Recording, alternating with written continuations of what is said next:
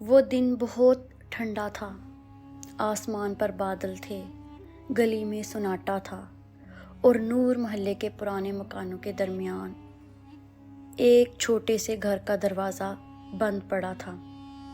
پہلے کبھی یہ دروازہ صبح سویرے بند نہیں رہا تھا۔ پڑوسن حمیدہ نے دستک دی، کوئی جواب نہیں آیا۔ انہوں نے پھر آواز لگائی، زرینہ، او زرینہ۔ آواز گلی میں گونجی اور واپس آ گئی۔ تب انہیں کچھ بہت عجیب سا لگا۔ دروازہ کھلا تو اندر کا منظر دیکھ کر ان کے قدم رک گئے۔ خالہ زرینہ اپنی پرانی چارپائی پر لیٹی تھیں، بالکل خاموش، چہرے پر ایک عجیب قسم کا سکون تھا، جیسے کسی نے انہیں سلا دیا ہو۔ ہاتھ سینے پر رکھے ہوئے اور پاس تکیے کے نیچے ایک پرانی گھسی ہوئی ڈائری باہر نکلی، جیسے وہ خود چاہتی تھیں کہ کوئی اسے پڑھے۔ محلے میں شور مچ گیا، عورتیں دوڑیں، مرد آئے، بچے چھتوں پر چڑھ گئے۔ سب نے دیکھا، سب نے آنسو پہنچے، لیکن جب وہ ڈائری کھلی تو جو لوگ رو رہے تھے وہ اور زور سے رونے لگے، اور جو نہیں رو رہے تھے وہ بھی رو پڑے۔ اس ڈائری میں ہر صفحے پر ایک نام تھا، ایک تاریخ تھی، ایک رقم تھی، کسی کی فیس، کسی کی دوا، کسی کا شادی کا خرچ، سب کچھ لکھا تھا، لیکن کسی کو نہیں بتایا تھا۔ یہ وہ عورت تھی جسے سب باتونی کہتے تھے، فضول مداخلتی کہتے تھے، لیکن اس کی خاموشی کا راز کوئی نہ جان سکا جب تک وہ زندہ تھی۔ اگر آپ کو سچی اور دل کو ہلا دینے والی کہانیاں پسند ہیں تو ابھی اس چینل کو سبسکرائب کریں، کیونکہ ایسی کہانیاں کہیں اور نہیں ملیں گی۔ یہ کہانی شروع ہوتی ہے کئی برس پہلے سے۔ اس وقت کی بات ہے جب نور محلہ ایک زندہ جاگتا محلہ تھا۔ گلیاں تنگ تھیں مگر دل کشادہ تھے، مکان کچے تھے مگر رشتے پکے تھے۔ صبح کی اذان کے ساتھ عورتیں اٹھتیں، چولہا جلاتیں، بچوں کو اسکول بھیجتیں اور چھتوں پر کپڑے سکھاتیں۔ وقت ایک دوسرے سے باتیں بھی ہوتی۔ انہی مکانوں میں ایک مکان تھا گلی کے موڑ پر۔ اس مکان میں رہتے تھے ملک صاحب، ان کی بیوی رشیدہ بی بی اور ان کی 2 اولادیں، ایک بیٹا ایک بیٹی۔ بیٹی کا نام تھا زرینہ۔ زرینہ بچپن سے چنچل تھی، آنکھیں بڑی بڑی، ہنسی کھلکھلاتی، آواز میٹھی۔ محلے کی تمام عورتیں کہتی، ملک صاحب کی زرینہ تو جیسے گھر میں چراغ ہے، اور واقعی وہ گھر کا چراغ تھی۔ باپ کو اپنی بیٹی سے بڑی محبت تھی۔ ملک صاحب معمولی آدمی تھے، چھوٹی سی دکان تھی بازار میں کپڑے کی، آمدنی زیادہ نہ تھی مگر گھر خوشی سے بھرا تھا۔ زرینہ نے جب قرآن پاک ختم کیا تو باپ نے محلے میں مٹھائی بانٹی۔ جب وہ اسکول میں اول آئی تو ماں نے صدقہ دیا۔ زرینہ بڑی ہوتی گئی اور بڑے ہونے کے ساتھ اس کے بھی خواب بڑے ہو گئے۔ وہ بھی سوچتی تھی جیسے ہر لڑکی سوچتی ہے، اپنا گھر، اپنا چولہا، اپنے بچے، کوئی اچھا سمجھدار انسان ہو زندگی میں جو ساتھ چلے۔ بس یہی خواب تھا اس کا، سادہ سا، معصوم سا۔ اور پھر ایک دن ملک صاحب نے بیوی سے کہا، رشیدہ، زرینہ کے لیے رشتے دیکھنے شروع کرو۔ رشیدہ بی بی مسکرائیں۔ زرینہ نے یہ بات سن لی تھی۔ وہ اپنے کمرے میں چلی گئی اور چمک سے مسکراتی رہی۔ لیکن اللہ کو کچھ اور منظور تھا۔ ملک صاحب اچانک بیمار پڑ گئے۔ پہلے کھانسی آئی، پھر بخار، پھر وہ بخار اترا ہی نہیں۔ حکیم آئے، ڈاکٹر آئے، دوائیں آئیں، لیکن ملک صاحب کا جسم جواب دے رہا تھا۔ 6 مہینے کے اندر اندر وہ چلے گئے۔ اس گھر کا چراغ بجھ گیا۔ زرینہ کی عمر اس وقت 22 برس تھی۔ باپ کے جانے کے بعد گھر کا سارا بوجھ بھائی پر آ گیا۔ بھائی نے محنت کی، دکان سنبھالی، لیکن دکان چھوٹی تھی، اخراجات بڑے تھے۔ ماں بیمار رہنے لگی، دوائیں لگتی تھیں، گھر کا چولہا جلانا بھی مشکل تھا۔ ایسے میں رشتے آنے لگے۔ پہلا رشتہ آیا، پسند ہوا، لڑکا ٹھیک تھا، لیکن جب جہیز کی بات ہوئی تو لڑکے والوں نے اتنی بڑی فہرست دی کہ بھائی کا منہ کھلا رہ گیا۔ وہ لوگ کہتے گئے، لڑکے والے مسکراتے رہے، اور آخر میں انہوں نے کہا، سوچ کر بتانا۔ سوچ کر بتایا گیا، لیکن تب تک وہ لوگ کسی اور جگہ رشتہ کر چکے تھے۔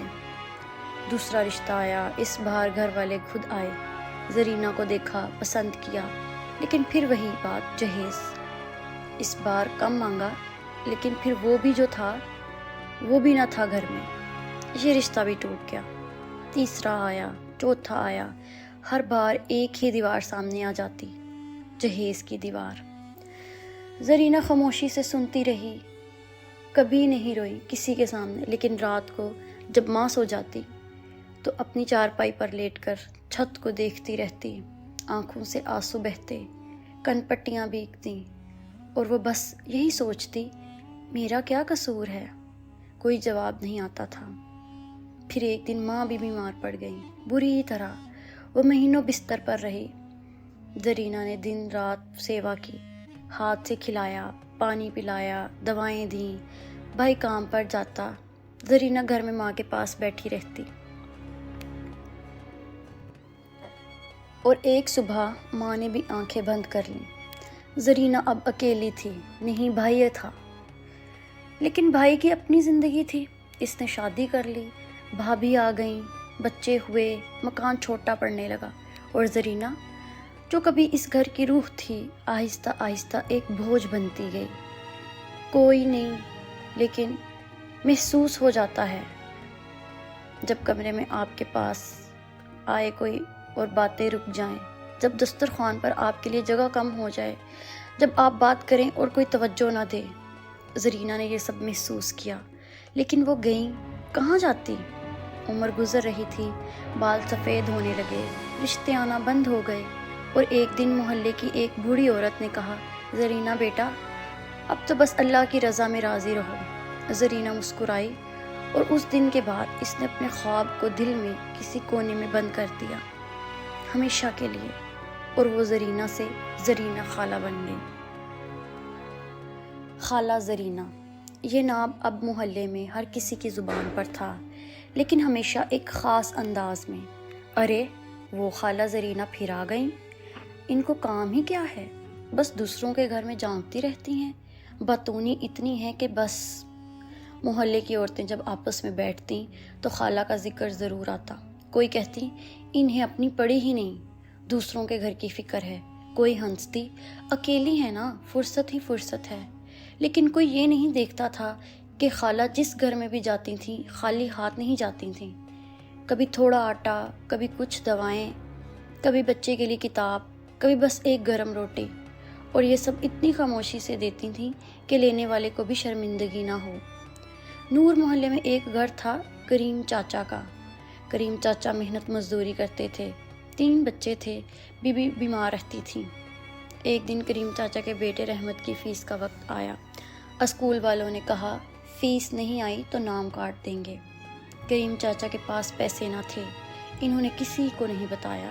مرد ہیں، شرم آئی ہے مانگتے ہوئے، لیکن خالہ زرینہ کو پتہ چل گیا۔ کیسے پتہ چلا کوئی نہیں جانتا۔ شاید انہوں نے دیکھا ہو کہ رحمت کئی دن سے اسکول نہیں گیا، شاید انہوں نے محسوس کیا ہو کریم چاچا کے چہرے پر پریشانی۔ اگلے دن صبح خالہ نے کریم چاچا کی بیوی کے ہاتھ میں کچھ پیسے دیے، بولی، یہ رحمت کی فیس کے ہیں، کسی کو نہیں بتانا، اور میں واپس نہیں لوں گی، اللہ کا کام ہے۔ کریم چاچا کی بیوی نے پوچھا، خالہ یہ پیسے کہاں سے لائیں؟ خالہ مسکرائیں اور چلی گئیں۔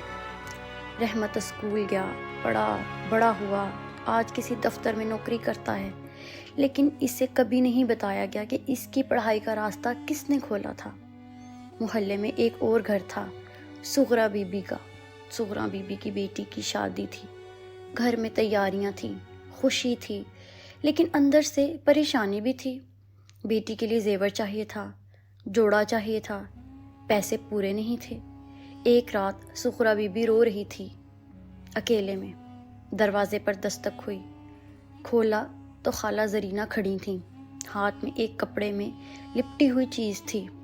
انہوں نے کہا، یہ لو، میری ماں کے پرانے کنگن ہیں، تمہاری بیٹی کو پہنا دو۔ سغرا بی بی حیران رہ گئیں، بولی، خالہ یہ تو آپ کی ماں کی نشانی ہے۔ خالہ نے آنکھیں جھکائیں اور بولی، ماں نہیں کہا ہوتا کہ کسی کے کام آئیں گے، اور وہ واپس چلی گئیں۔ سغرا بی بی کی بیٹی کی شادی ہوئی، خوشی سے ہوئی، لیکن خالہ اس شادی میں ایک کونے میں بیٹھی رہیں، خاموش۔ کسی نے ان کی طرف خاص توجہ نہ دی، کسی نے انہیں آگے بٹھانے کی زحمت نہ کی۔ یہی تھا خالہ زرینہ کا روز کا معمول۔ دن میں محلے میں گھومنا، باتیں کرنا، کسی کے گھر چلے جانا۔ لوگ سمجھتے تھے فضول وقت گزار رہی ہے، لیکن وہ دراصل دیکھتی تھیں، محسوس کرتی تھیں، اندازہ لگاتی تھیں کہ کس کے گھر میں کیا کمی ہے۔ اور رات کو جب سب سو جاتے، وہ اپنی پرانی ڈائری کھولتی، اس ڈائری میں وہ لکھتی آج کس کی مدد کی، کتنے پیسے دیے، کیا دیا۔ نہ اس لیے کہ حساب رکھنا تھا، بلکہ اس لیے کہ شاید لکھنے سے دل ہلکا ہو جاتا ہو، کیونکہ بانٹنے والا کوئی نہ تھا۔ خوشی ہو تو کیسے بتائیں، تکلیف ہو تو کس کے آگے روئیں۔ گھر خالہ تھی، گھر خالی تھا، چولہا ٹھنڈا رہتا تھا اکثر۔ کبھی کبھی پڑوسن کوئی کھانا دے جاتی تو وہ کھا لیتی، کبھی خود بنا لیتی تھوڑا سا اکیلے کے لیے، لیکن کبھی کسی کے سامنے شکایت نہیں کی۔ ایک دن کی بات ہے، محلے میں ایک نئی عورت آئی تھی، نسرین۔ شوہر کے ساتھ کرائے پر رہنے لگی، اجنبی تھی، کسی کو نہیں جانتی تھی۔ بچہ چھوٹا تھا، بیمار ہو گیا، شوہر کام پر تھا۔ نسرین پریشان تھی، روتی تھی، اور اسے پتہ نہیں تھا کہ ڈاکٹر کہاں ہے، دوا کی دکان کہاں ہے۔ تبھی دروازے پر دستک ہوئی، خالہ زرینہ کھڑی تھیں۔ انہوں نے بچے کو دیکھا، ماتھا چھوا، بولی گھبراؤ نہیں، میں جانتی ہوں ڈاکٹر کو، چلو آؤ میرے ساتھ۔ نسرین حیران تھی کہ یہ عورت کون ہے جسے میں جانتی بھی نہیں، لیکن میرے بچے کی فکر میں خود آ گئیں۔ بچہ ٹھیک ہوا۔ نسرین نے پوچھا خالہ آپ کا شکریہ کیسے ادا کروں؟ خالہ نے کہا بس میرے لیے دعا کر دینا، اور جب تم بھی کسی کو تکلیف میں دیکھو تو اس کا ہاتھ تھام لینا۔ نسرین نے وہ بات یاد رکھی، سالوں تک یاد رکھی۔ لیکن وقت بڑا ظالم ہوتا ہے۔ خالہ زرینہ کی عمر بڑھتی گئی، جسم کمزور ہونے لگا، گھٹنوں میں درد تھا، آنکھیں کمزور ہو گئی تھیں، لیکن محلے میں گھومنا نہیں چھوڑا۔ جب تک چل سکتی تھیں چلتی رہیں۔ آخری چند مہینوں میں وہ کم نکلنے لگی۔ محلے والوں نے نوٹس نہیں کیا، یا شاید نوٹس کیا لیکن پرواہ نہیں کی۔ کسی نے نہیں پوچھا کہ خالہ زرینہ کو کیا ہوا ہے، کھانا کھایا یا نہیں، طبیعت ٹھیک ہے یا نہیں۔ وہی خالہ جو ہر کسی کی خبر رکھتی تھی، ان کی خبر لینے والا کوئی نہ تھا۔ ایک صبح حمیدہ بی بی کا دل بھاری ہوا، پتہ نہیں کیوں، وہ خود نہیں جانتی کہ انہیں اس صبح خالہ کا خیال کیوں آیا۔ شاید اللہ نے دل میں ڈالا۔ وہ اٹھیں، خالہ کے گھر گئیں، دستک دی، اور جو منظر انہوں نے دیکھا وہ دیکھ کر ان کے پیروں تلے سے زمین نکل گئی۔ خالہ زرینہ چارپائی پر تھیں، خاموش، ساکت، چہرے پر وہی سکون جو کبھی زندگی میں نہیں ملا تھا، شاید مرتے وقت مل گیا۔ اور تکیے کے نیچے سے وہ ڈائری نکلی ہوئی تھی، جیسے انہوں نے خود رکھی ہو، جیسے وہ چاہتی ہوں کہ کوئی آج آئے گا، آج کوئی پڑھے گا، آج سب کو پتہ چلے گا۔ ڈائری کھلی، پہلا صفحہ پرانا تھا، سیاہی پھیکی پڑ گئی تھی، لیکن لکھائی صاف تھی، خالہ زرینہ کی لکھائی جو کبھی اسکول میں سب سے خوبصورت ہوتی تھی۔ اوپر لکھا تھا یہ میری ڈائری نہیں، یہ اللہ کا حساب ہے۔ میں نے جو دیا وہ اپنے لیے نہیں دیا، میں نے اس لیے دیا کیونکہ میں جانتی تھی کہ اکیلے ہونے کا درد کیا ہوتا ہے، کوئی اور نہ جانے، بس اتنی دعا ہے۔ حمیدہ بی بی کے ہاتھ کانپنے لگے۔ انہوں نے اگلا صفحہ پلٹا، وہاں لکھا تھا رحمت، کریم چاچا کا بیٹا، فیس 20 روپے۔ 20 روپے اس زمانے میں 20 روپے بہت ہوتے تھے۔ اگلا صفحہ، سغرا بی بی کی بیٹی کی شادی، ماں کے کنگن، اللہ خوش رکھے۔ اگلا صفحہ، نسرین کا بچہ، دوا، ڈاکٹر فیس 15 روپے، اللہ شفا دے۔ صفحہ در صفحہ، نام در نام، تاریخ در تاریخ، کسی کی پڑھائی، کسی کی دوا، کسی کی شادی، کسی کی بچی کا دودھ، کسی بیوہ کا کرایہ، کسی یتیم کی فیس۔ پورا محلہ اس ڈائری میں تھا، پورے 30 سال۔ حمیدہ بی بی نے آواز لگائی، محلے والے آئے، ایک صفحہ پڑھا گیا۔ جیسے جیسے نام آتے گئے لوگ چپ ہوتے گئے۔ کریم چاچا کا بیٹا رحمت وہاں کھڑا تھا۔ جب اس نے اپنا نام سنا تو اس کے منہ سے بس اتنا نکلا، خالہ نے؟ اس کی آنکھیں بھر آئیں۔ وہ رحمت جو آج دفتر میں نوکری کرتا تھا، جو اپنے بچوں کو اسکول بھیجتا تھا، وہ اس دن سمجھا کہ اس کی زندگی کی پہلی سیڑھی کس نے رکھی تھی؟ سورا بی بی کی بیٹی۔ جواب خود دادی بن چکی تھی۔ جب یہ خبر اسے ملی تو وہ بہت دیر تک خاموش رہی، پھر بولی، ماں نے کہا تھا کہ وہ کنگن خالہ کی ماں کے تھے۔ میں نے سوچا تھا کہ واپس کر دوں گی، لیکن خالہ نے کبھی مانگے ہی نہیں۔ نسرین جو اب بوڑھی ہو چکی تھی وہ سن کر رونے لگی، بولی، انہوں نے مجھ سے کہا تھا کہ کسی کا ہاتھ تھام لینا۔ میں نے زندگی میں کتنے لوگوں کا ہاتھ تھاما، لیکن خالہ کا ہاتھ جب تھامنے کا وقت آیا میں کہاں تھی؟ ڈائری کے آخری صفحے پر کچھ اور لکھا تھا۔ یہ لکھائی کانپتی ہوئی تھی، جسے بہت کمزوری میں لکھی ہوئی، شاید آخری دنوں میں لکھی تھی۔ جو یہ پڑھ رہا تھا اس سے گزارش ہے کہ مجھے معاف کر دے اگر کبھی میری وجہ سے تکلیف ہوئی۔ میں بتونی تھی، یہ سچ ہے۔ میں دوسروں کے گھر جاتی تھی، یہ بھی سچ ہے، لیکن میں اس لیے جاتی تھی کیونکہ اپنے گھر میں واپس آ کر سنانے والا کوئی نہیں تھا، کوئی پوچھنے والا نہیں تھا۔ چولہا ٹھنڈا رہتا تھا، رات لمبی ہوتی تھی۔ میں نے کبھی کسی سے کچھ نہیں مانگا، بس ایک خواہش تھی کہ کوئی کبھی پوچھ لیتا، زرینہ تم ٹھیک ہو؟ لیکن کوئی نہیں پوچھا، کوئی بات نہیں۔ اللہ نے سنا، بس یہی کافی تھا۔ تمہاری خالہ زرینہ۔ محلے میں اس دن سناٹا تھا، وہ سناٹا جو شور سے زیادہ بھاری ہوتا ہے۔ جب لوگوں نے خالہ کو باتونی کہا تھا وہ چپ کھڑے تھے۔ جن لوگوں نے ان کی مداخلت پر ناک چڑھائی تھی وہ نظریں جھکائے تھے۔ جن گھروں میں خالہ نے مدد کی تھی وہ لوگ سینہ پیٹ رہے تھے۔ ایک بوڑھے چاچا نے جو پوری زندگی خالہ کو فضول عورت کہتے رہتے تھے، اس دن اپنی داڑھی پر ہاتھ پھیرا اور بولے، ہم نے اسے اکیلا نہیں چھوڑا تھا، ہم نے اسے اکیلا کیا تھا۔ یہ بہت بڑا فرق ہے، اکیلا چھوڑنا اور اکیلا کرنا، یہ دو الگ باتیں ہیں۔